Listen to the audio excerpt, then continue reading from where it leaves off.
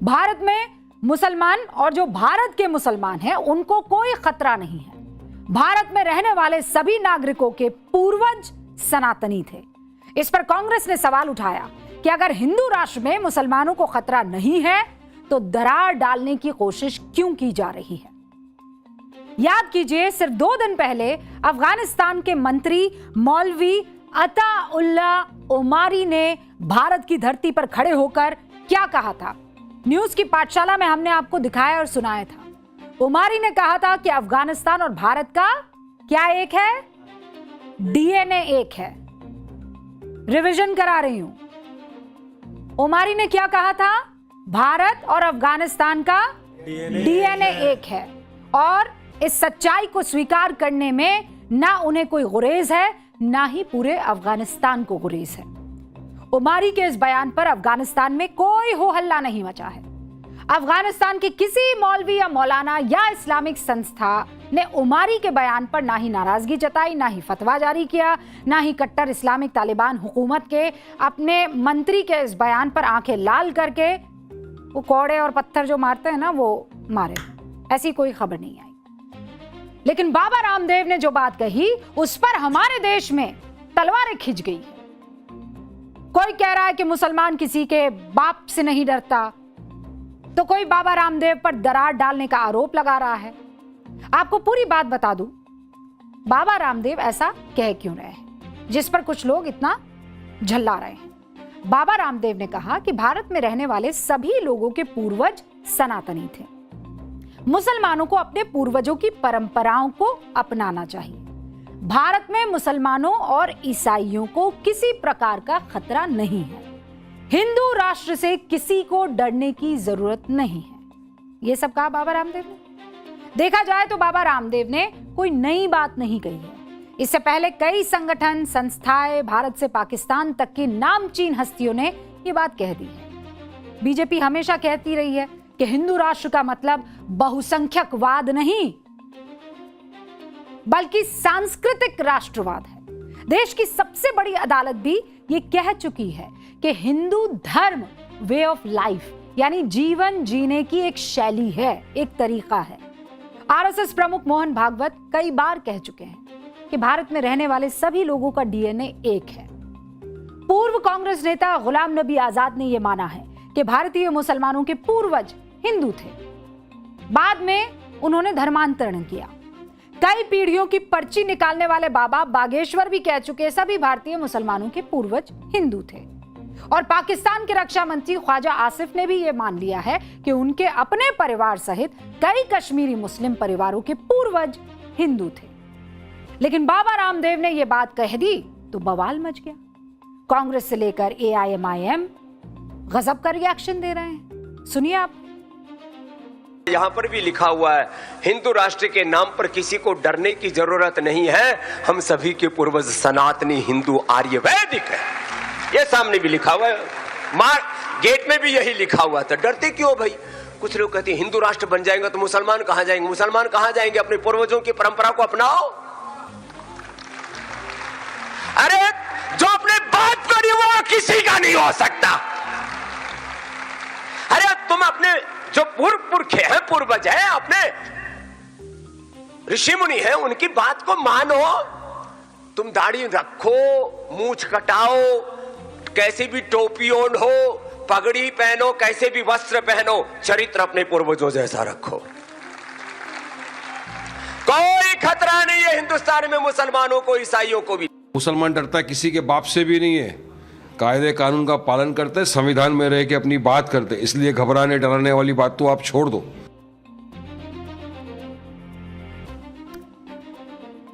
ये प्रॉब्लम नहीं है कि कौन मान रहा है।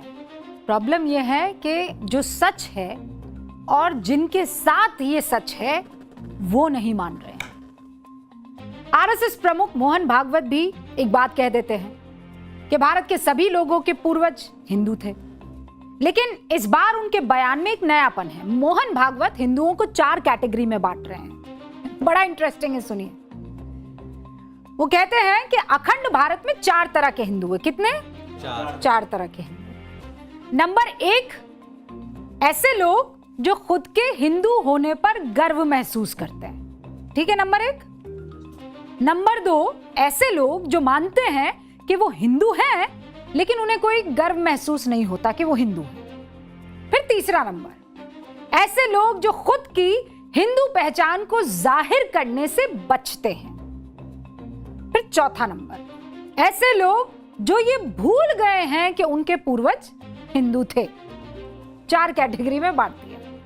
मोहन भागवत ने 4 तरह के हिंदुओं की बात कही, लेकिन मैं आज आपको हिंदुओं की 5वीं कैटेगरी के बारे में बताना चाहती हूं। हिंदुओं की 5वीं कैटेगरी देखने को मिली यूपी के जौनपुर जिले के डेरी गांव में। इस गांव की 5000 मुस्लिम आबादी में से अब कई मुस्लिम ऐसे हैं जो ये कतई नहीं भूले हैं कि उनके पूर्वज हिंदू थे और उनके पूर्वज हिंदू ब्राह्मण थे। इसीलिए वो सभी मुस्लिम अपने सरनेम के आगे ब्राह्मणों वाले टाइटल जैसे दुबे, चौबे, मिश्रा, पाठक लगाने लगे हैं। इस गांव के रहने वाले नौशाद अहमद कहते हैं कि उनके पूर्वज 8 पीढ़ी पहले ब्राह्मण थे और उनके एक पुरखे थे लाल बहादुर दुबे। लाल बहादुर दुबे धर्मांतरण करके बाद में बन गए लाल मोहम्मद। समझा? लाल बहादुर दुबे धर्मांतरण करते हैं और फिर बन जाते हैं लाल मोहम्मद। इसीलिए अब नौशाद अहमद खुद को नौशाद अहमद दुबे लिखने लगे हैं। इसी तरह शेख अब्दुल्ला भी शेख अब्दुल्ला दुबे लिखने लगे। ये वो वाले शेख अब्दुल्ला नहीं, मैं उस गांव के शेख अब्दुल्ला की बात कर रही हूं। आप ये जानकर हैरान हो जाएंगे कि इंडोनेशिया के राष्ट्रपति प्रोबोवो सुबियांतो ने जनवरी 2025 में अपने भारत दौरे से ठीक पहले अपना डीएनए टेस्ट करवाया था। रिपोर्ट पता है क्या आई? रिपोर्ट आने पर सार्वजनिक घोषणा की गई थी कि उनका डीएनए भी भारतीय है। इस बात की गहराई को और ज्यादा समझने के लिए न्यूज की पाठशाला में योग गुरु बाबा रामदेव हमारे साथ जुड़ चुके हैं। आज ये भी गेस्ट फैकल्टी हैं। बाबा, बहुत बहुत स्वागत है आपका न्यूज की पाठशाला में। प्रणाम मेरी बहन रूबिका जी। पहला सवाल, हिंदू राष्ट्र से किसी को कोई खतरा नहीं, ऐसा कहने की क्या जरूरत पड़ गई बाबा? कि आपस में लोग डराते हैं, जाति वर्ग समुदायों के नाम पर। हाँ। एक मजहबी उन्माद, आपस में घृणा नफरत लोग फैलाते हैं। राजनीतिक लोग एक पॉलिटिकल पोलराइजेशन करते हैं, तो मजहबी लोग भी सिया सुन्नियों के नाम पर, कैथोलिक प्रोटेस्टेंट्स के नाम पर, जातिवादी लोग ब्राह्मण क्षत्रिय वैश्य शूद्रों के नाम पर अलग अलग प्रकार से लोगों ने समाज को बांट दिया है। इसलिए मैं कहता हूं, बटो मत, मिलकर के रहो। और इस बात के लिए एक बहुत बड़ा आधार है, हम सबके पूर्वज आर्य हिंदू वैदिक सनातनी है। हम सबके पूर्वज का चरित्र कितना ऊंचा था। वो राष्ट्र को सर्वोपरि मानते थे, सच्चरित्रता पवित्रता को सर्वोपरि मानते थे, पुरुषार्थ और पराक्रम को सर्वोपरि मानते थे। उन्होंने मानवीय मूल्यों को सर्वोपरि माना। नहीं, लेकिन बाबा रामदेव, आपके जो विरोधी हैं वो ये कह रहे हैं अगर हमारे पूर्वज एक है तो वो पूर्वज तो फिर आदम हुए, तो हम सब आदम की संतान हुए, है ना? रूबिका जी, हाँ। आपको मैं अपनी बहन क्यों कह रहा हूं? क्योंकि मैं ये मानता हूं कि भारत के जितने भी मुसलमान हैं उसमें से खुद भारत के मुसलमान इस बात को अलग अलग मौकों पर कहते हैं कि हम सब कन्वर्टेड मुसलमान हैं। और मैं भी मानती। और दूसरी बात, मैंने तो 2009 में देवबंद में भी इस बात को कहा था कि आज हमारे मजहब अलग हो सकते, हमारे पूर्वज अलग नहीं हो सकते। हाँ। तो जो इस्लामिक आक्रांताओं के पहले का भारत, उसमें तो सब हम मिलजुल करके ही तो रहते थे। पहले अंग्रेजों ने, हाँ। और उसके बाद में मतलब पहले मुगल और फिर अंग्रेज, मुगलों ने, हाँ। और अब कुछ राजनीतिक पार्टियां और कुछ अलग अलग मजहबी लोग, ये लोगों को बांटने का काम। और मैं यदि एकता की बात कर रहा हूँ, समानता की बात कर रहा हूँ, तो ये कौन सा गुनाह है? और मैं तो कहता हूँ यदि ये गुनाह है तो भी मैं तो कहूंगा इस बात को, और 99% लोग मेरी बात से सहमत हैं। नहीं, पर आप ये मानते हैं कि नहीं कि आपके पुरखे आदम थे? ये शब्द प्रयोग में आदम में कुछ लोग उसको इस्लाम से जोड़ते हैं, इससे आपत्ति है। मैं न हिंदू कह रहा हूं, ना मैं कोई और मजहबी तत्व कह रहा हूं। भारत देश का प्राचीन नाम आर्यवर्त देश। हम आर्य माने सभी के जो पूर्वज थे श्रेष्ठ थे। तो सबके पूर्वज श्रेष्ठ थे। अब ये जो आदम हवा वाली बात और एडम वाली बात और बहुत तरह की बातें फिर दूसरी आ जाती है इसके मतलब आप जो है एकदम उधर से निकलने की कोशिश कर रहे हैं, लेकिन कोई बात नहीं। लेकिन जब आप ये कहते हैं कि हिंदू राष्ट्र से किसी को कोई दिक्कत नहीं है, जब एक भगवाधारी योग गुरु एक संत ये बात कहता है, तो फिर ये मौका मिलता है ना लोगों को कहने का कि ये लोग संविधान बदल देंगे, ये तो उसी राह पर चल रहे हैं, रहे ही नहीं ये लोग संविधान के। नहीं, कहाँ संविधान बदलने की कहाँ बात आ गई। मैं तो कह रहा हूँ हिंदू राष्ट्र, आर्य हिंदू वैदिक राष्ट्र। अब इसको जरा सा शब्द का प्रयोग सुनिए आप। ये जो है हिंदुस्तान शब्द जो है तो मुगलों के समय ही प्रचलित हुआ। तो सिंधु से हिंदूर, हिंदुस्तान, और हिंदुस्तान जिंदाबाद तो हमारे मुसलमान भाई बोलते हैं, बड़े बड़े फंक्शनों में बोलते हैं। तो छोड़ो इन बातों को। हाँ। मैं जिस बात की ओर आपका फिर से वापस ध्यान दिलाना चाहता हूँ कि ये कोई लोकसभा और विधानसभाओं में कोई बिल पास नहीं होने वाला। अपने जीवन में, अपने चरित्र में, अपने आचरण में हमें एक मूलभूत बदलाव लाना होगा। नहीं, पर आपके इस मूलभूत बदलाव की बात को लोग डर से जोड़ते हैं, लोग डराने की कोशिश करते हैं। सवाल ये कि हिंदुओं को जो लोग नफरत से जोड़कर हिंदू इज इक्वल टू डर, हिंदू इज इक्वल टू डराने वाले, उन लोगों को आप क्या कहना चाहेंगे जो डरा रहे हैं इसी शब्द से, हिंदुत्व? डर किसी को भी, न किसी जाति से, न किसी वर्ग से, न किसी समुदाय से, न हिंदू को मुसलमान से, न मुसलमान को हिंदू से, न ईसाई से, न सिख से, न जैन से, न बौद्ध से दूसरा मानने पर डर होता है। जब मैं कहता हूं कि मेरी बहन रूबिका और मैं एक है, मेरे सारे देशवासी एक है, सभी जाति वर्ग समुदाय के लोग एक है। वक्त के साथ सरनेम बदल गई, वक्त के साथ थोड़ी उपासना पद्धतियां बदल गई, थोड़ा बहुत फेरबदल हो गया, और ये तो हमारी विशेषता है। विविधता में एकता का और एकता में अनेकता का हमने दर्शन किया है। यही तो सनातन संस्कृति हमें सिखाती है, और यही सिखाने की आप कोशिश कर रहे हैं बाबा रामदेव, लेकिन आपके विरोधी इसे डर से जोड़ रहे हैं। बहुत बहुत शुक्रिया हमारे साथ जुड़ने के लिए और आज की ये गेस्ट क्लास लेने के लिए बाबा रामदेव साहब, खासकर न्यूज की पाठशाला में। तो देखा आपने, बाबा रामदेव कह रहे हैं कि सबके पुरखे एक थे। अटल बिहारी वाजपेयी से लेकर केंद्र की मौजूदा सरकार तक हिंदू तन मन हिंदू जीवन की बात करते हैं। सुप्रीम कोर्ट कहता है हिंदू धर्म जीवन जीने का एक तरीका है। सारी बातों को मिलाकर देखें तो हिंदू राष्ट्र को सांस्कृतिक राष्ट्रवाद की विचारधारा से जोड़कर दिखाने का बार बार जतन भी होता है और प्रयास भी होता है, जिसमें विरासत, इतिहास, भाषा, मूल्य साझा होते हैं। आपको एक दिलचस्प उदाहरण दिखाते हैं। खुद को सेक्युलरिज्म का चैंपियन मानने वाले जब सरकार चला रहे थे और हिंदू राष्ट्र की अवधारणा पर चलने वाली सरकार, ये जो हम कह रहे हैं सांस्कृतिक जो संस्कृति है वो आगे बढ़ाने वाली सरकार, दोनों में क्या क्या फर्क है? The seculars and the so called Hindu. 19 मई 1986 बड़ी खास तारीख है हमारे देश में। राजीव गांधी की सरकार ने 19 मई 1986 को सुप्रीम कोर्ट का फैसला पलट दिया, जिसके तहत तलाकशुदा मुस्लिम महिलाओं को अपने पति से गुजारा भत्ता पाने का अधिकार दिया था। इतिहास में यह मामला शाहबानो केस से मशहूर हुआ, जानते ना? दूसरी तारीख 1 अगस्त 2019 नरेंद्र मोदी सरकार ने 3 तलाक रोकने वाले कानून की अधिसूचना जारी की। फर्क समझिए, सेक्युलर कहलाने वाली सरकारें इस देश में मुस्लिम महिलाओं से भेदभाव करने वाला कानून बनाया करती थी, और जिनके बारे में कहा जाता है कि वो संविधान बदल देंगे, हिंदू राष्ट्र बना देंगे, वो सरकार 3 तलाक के खिलाफ कानून बनाकर मुस्लिम महिलाओं को उनका हक दिलवा देती है। अक्सर ऐसे बयान सामने आते हैं कि देश का संविधान बदल जाएगा, भारत को हिंदू राष्ट्र घोषित कर दिया जाएगा। देश का जागरूक नागरिक होने के नाते आपको यह जानना चाहिए, आपका हक है। संवैधानिक रूप से यह संभव ही नहीं। कोई संसद में प्रचंड बहुमत लाकर भी ऐसा नहीं कर सकता है। आप कहेंगे ऐसा क्यों?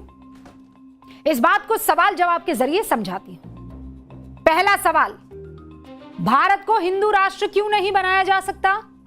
यह सवाल आपके जहन में आ सकता है ना? जवाब सुन लीजिए। ऐसा इसलिए क्योंकि ये संविधान के बुनियादी ढांचे यानी बेसिक स्ट्रक्चर से जुड़ा मसला है। साल 1973 के ऐतिहासिक केशवानंद भारती बनाम केरल राज्य मामले में सुप्रीम कोर्ट ने क्लियर कर दिया था कि संसद के पास संविधान में संशोधन करने की शक्ति तो है, लेकिन संविधान के बुनियादी ढांचे को वो बदल नहीं सकती। और बुनियादी ढांचे में क्या क्या है? धर्मनिरपेक्षता भारतीय संविधान के बुनियादी ढांचे का अनिवार्य हिस्सा है। अब दूसरा सवाल, धर्म का पालन या धर्म के पालन को लेकर संविधान क्या कहता है? जवाब, अनुच्छेद 25।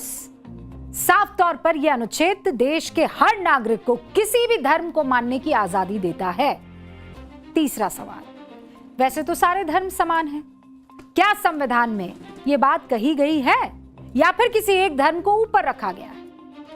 संविधान के अनुच्छेद 14 ने जो समानता का अधिकार दिया है उसमें यह दर्ज है कि राज्य के किसी भी नागरिक के साथ धर्म के आधार पर भेदभाव नहीं किया जा सकता। आर्टिकल कौन सा है वो? आर्टिकल 14, अनुच्छेद 14। भेदभाव नहीं कर सकते आप धर्म के आधार पर। एक और सवाल आपके मन में आ सकता है, अगर कभी किसी सरकार ने धार्मिक मामले पर कोई ऐसा कानून बना दिया जो संविधान के खिलाफ है तो क्या कर सकते हैं आप? तो क्या होगा? इसका जवाब है अनुच्छेद 13। इसमें साफ जिक्र है, अगर संसद ऐसा कोई कानून बनाए जो नागरिकों के मौलिक अधिकारों को छीनता है या कम करता है तो न्यायपालिका उस कानून को क्या कर देगी? खारिज।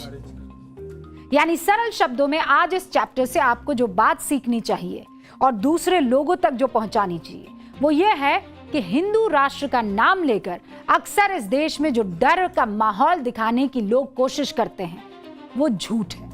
संवैधानिक तौर पर इसका कोई आधार नहीं है। और जिस हिंदू राष्ट्र की बात तमाम तरीकों से कही जाती है कि हम तो हैं ही, वो सांस्कृतिक हिंदुइज्म का जिक्र है जिसमें संस्कृति और परंपरा को उस लिहाज से देखा जाता है, धर्म के लिहाज से नहीं। और इसीलिए कहते हैं कि हमारे पूर्वज सारे एक हैं, पूजा पद्धति अलग अलग हो सकती है। अब आगे बढ़े। पाठशाला में अब ईरान युद्ध के पीछे छिपे तेल के खेल की आज पूरी क्लास, मतलब आज अगर आपने इस क्लास को अटेंड कर लिया तो आप ये समझ जाएंगे कि अमेरिका जो कर रहा है उसके पीछे की असल कहानी क्या है, उसका इतिहास क्या रहा है। अमेरिकी राष्ट्रपति डोनाल्ड ट्रंप के विरोधी उनके बारे में कहते हैं कि ट्रंप की नीति ट्रंप के मूड और टीवी पर चल रही खबरों से तय होती है। किसी की सलाह या विशेषज्ञों की राय से तो वो आदमी चलता ही नहीं। तो क्या ये मान लिया जाए कि इसी फॉर्मूले के तहत ट्रंप अब युद्ध को लंबा खींचने का प्लान कर रहे हैं? क्योंकि जब तक ईरान का युद्ध चलेगा, हॉर्मुज पर तेल अटकेगा, तभी अमेरिका और वेनेजुएला का तेल बिकेगा। मैं पूरा गणित आज आपको समझा दूंगी। अगर दुनिया भर के देश गल्फ देशों और रूस से तेल खरीदते रहेंगे तो पता आपको क्या होगा? गल्फ और रूस से ज्यादातर तेल आता है, ठीक है। अगर वहां से तेल में कोई रुकावट आती है तो फिर दुनिया कहां रुक करेगी? पता है आपको? फिर दुनिया रुक करेगी अमेरिका और वेनेजुएला का। और इसीलिए अमेरिका ये जानता है कि किसी तरीके से इन दो इलाकों में ऐसा कुछ हो जाए ताकि अमेरिका और वेनेजुएला जो वो झुंझुना लेकर बैठे हुए हैं वो हाथ से जाए। यही कारण है कि ट्रंप ने अच्छे भले सीज फायर को तोड़कर तेल के दामों में फिर से आग लगा दी है। और ये हवाई बातें नहीं है। आप ट्रंप के बयानों को देखिए, उनके तर्क और दलीलें लगातार बदल रही है। पहला तर्क क्या दिया था जब ईरान पर इन्होंने अटैक किया था? तो याद है, पहला तर्क यह दिया था कि परमाणु हथियार बना रहा है ईरान, इसीलिए युद्ध जरूरी है ना। फिर दूसरा तर्क दिया, ईरान मेरी हत्या करना चाहता है, हत्या की साजिश रच रहा है ईरान और इसीलिए युद्ध जरूरी है। ठीक है, दूसरा तर्क। अब तीसरा तर्क, स्ट्रेट ऑफ हॉर्मुज की सुरक्षा करना बहुत इंपॉर्टेंट है, इसीलिए युद्ध करना जरूरी है। अब ये नया तीसरा तर्क आ गया है, यानी ईरान युद्ध पर सीज फायर करना ट्रंप का ढकोसला था, क्योंकि जब जब युद्ध चलता है तब तक अमेरिका का तेल एक्सपोर्ट बढ़ता है।